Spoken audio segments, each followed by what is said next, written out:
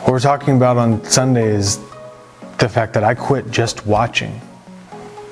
I quit sitting on the sideline when it comes to being involved in the kingdom advancing in the world. There's a story in Luke about Jesus sending people out to accomplish ministry. And he sends out 72 people. 72 people. We know about 12, 14, 15. I mean, we know about the key characters that surrounded him up to a certain point. But I don't think that many of us could list out the 72 individual names of the people that he sent out to go and accomplish that ministry. And the picture that's painted is that there's more room in taking part in advancing God's kingdom than we give credit for. We say, I'm not an apostle. I wasn't there. I don't know. I'm not smart enough. I don't have enough Bible knowledge. I don't have enough whatever. But there's still a place for you in what God is doing in the world if you tie your life in with His will. If you let Him be your Lord and your Savior.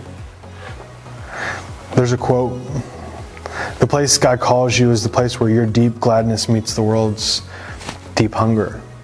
And it's said almost at every grad ceremony that I've ever been a part of. But it recognizes this reality that you are created in God's image for a purpose. And your purpose will be most discovered when you line up your created image with God's intended purpose for your life. As you start making disciples, as you start living to advance God's kingdom, as you start meeting the needs of the people around you and living selflessly and lifting others up, as you tie your life in with what God has for us. We can't just watch. And for some of us, we can't just watch and critique and say, that's not quite right. Get in the game. And we're going to talk about this week how we can discover the joy of getting involved in what God's doing in the world. How we can discover that by giving our time and our talents and participating, we come alive.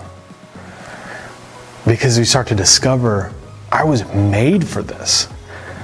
I can't help but serve those around me anymore. I'm made for this. So this week, hopefully we can quit just watching as God's kingdom advances in the world. I hope to see you Sunday.